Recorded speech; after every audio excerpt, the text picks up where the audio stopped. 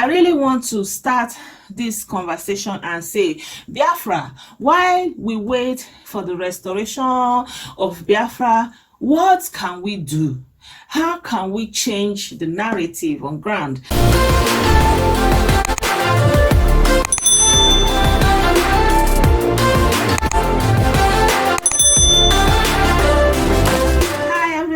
How you are doing? Good day to you all. My name is Blessing. I want to say thank you to all of you who watch my videos, who subscribe to my channel, and who support me on this channel.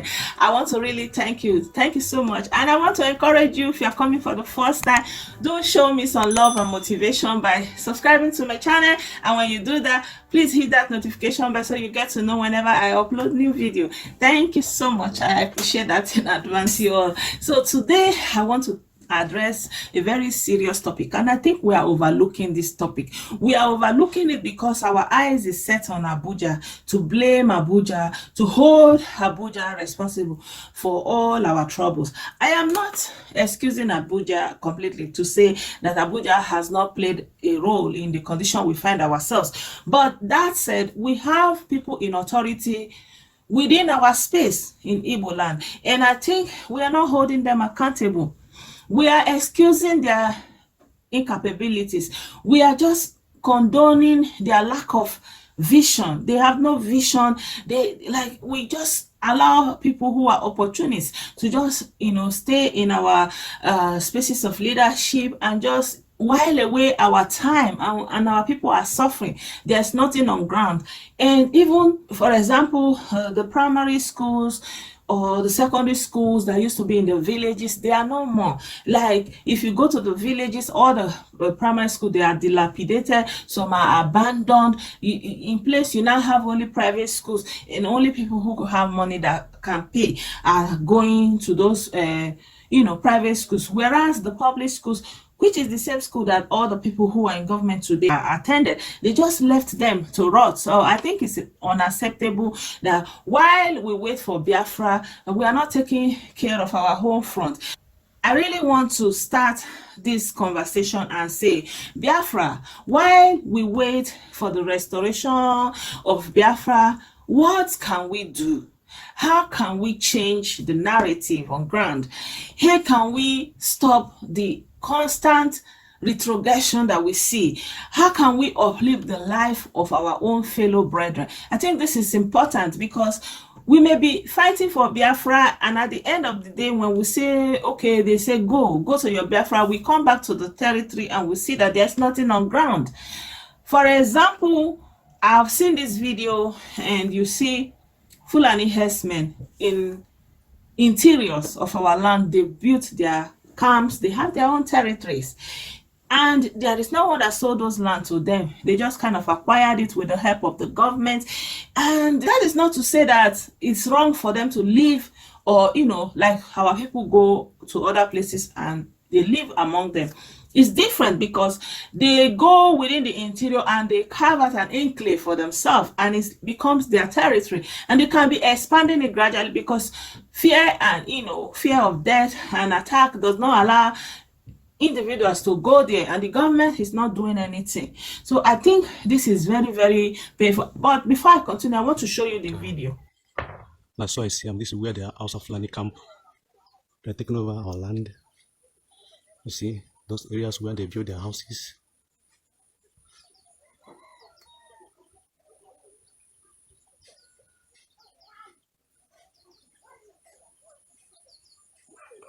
This is Amansioka. The Fulani have taken over our land. They build everywhere, make it their home. Anambra State. Amansioka in Anambra State. It's another place where they reside. The land where they are. Also, people are staying camp here in Oka. Here is their another camp where they camp. Very sweet place. This is Amansioka, another camp where they are. So we're seeing Amoka territory, where our land, where Fulani have taken over. You can see the area. I see here. Amoka.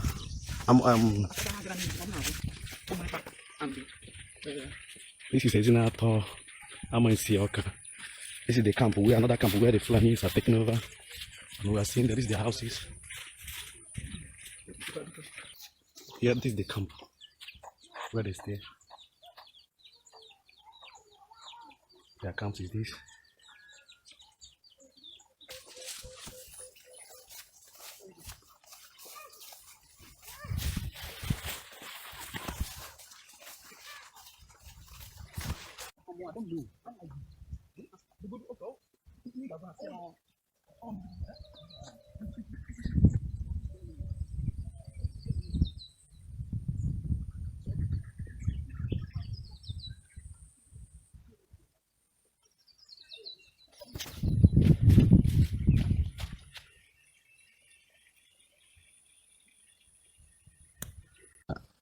Good day. Blessing. We are live in Ndiora, I think. Yes. It's in our town. And I In think Awka South. in Awka South, and you are one of the villager. Member of the village. A member of the village, or you live in the town, and you know everything that's going on. Please, can you tell us what happened in your town? I'm an indigenous of this village, Ndiora.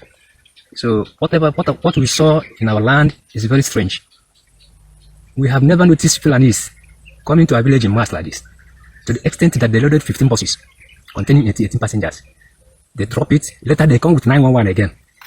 So the population of the Fulanis in our village are more than the population of the villagers, which makes us to be in a fear.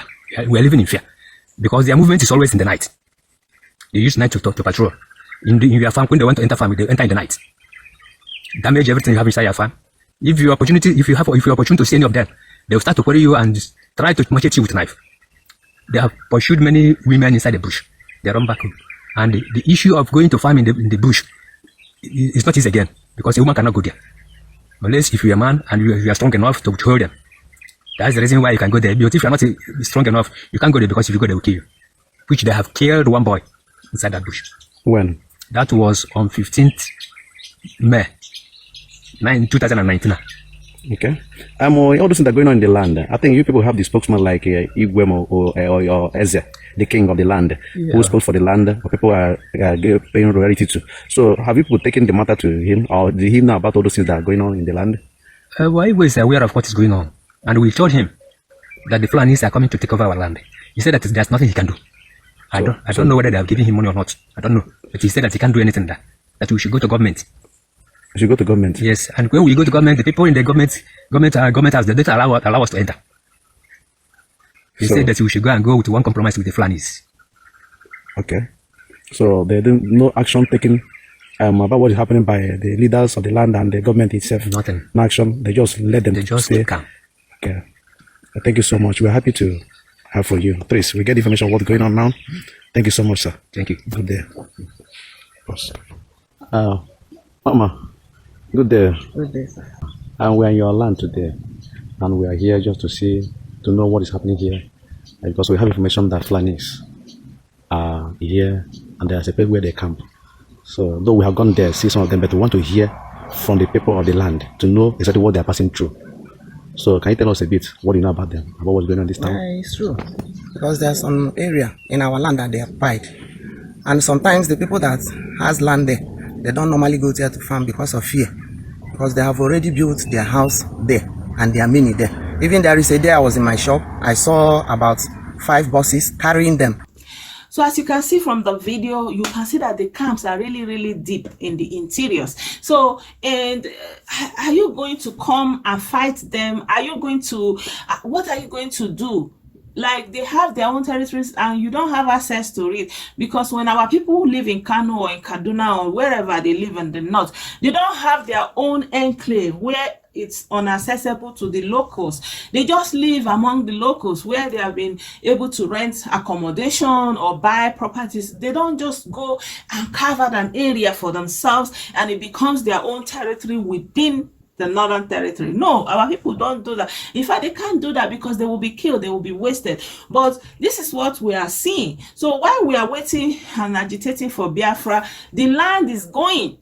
And this is just one of it. Then another thing is, look at the state of roads all across the southeast. There is no road. So the roads are like death trap. You can see somebody may even travel all the way from Europe or America or anywhere to go down to the east, and then they die on the road because the roads are just death traps. There are no roads. So because of all these difficulties, people are moving out of the villages and moving out of the regions, and guess who is moving in? So we can be saying we are fighting for Biafra, we are calling for the restoration of Biafra, but we may be surprised that there will be no Biafra when they finally say go and take your Biafra. You get there is nothing, there is no one, and then are you going to start fighting internal wars? So I think while we wait, we really need to hold our leaders accountable for the dilapidation of the roads. For example, the pictures that are coming out from Aba, oh my God, I can't even bring myself to post those pictures because they are so shameful. I don't want to be associated with that kind of, I don't want to have that kind of image in my head, but it is what it is. What are our people doing to the governor Ibazu? They are stretching their hands and praying for him. How can you be praying for somebody that has not done your roads? The little he can do, even to maintain the roads, they cannot do anything. Even if to sanfill it, let it even be motorable, any little thing. How can you just leave all these things to rotten like this? How do we want Biafra to look? You know, we have to start now to begin to think about it. So while we are waiting, we need to start doing something. What are we doing differently in the southeast, differently than in the rest of Nigeria? The same endemic corruption you see in other parts of Nigeria is the same thing that you are seeing in the southeast, and the same people. So somebody may think that it's going to be a magical wand, that one Biafra will come, everything will just fail, but it's not going to be like that if we don't address it now.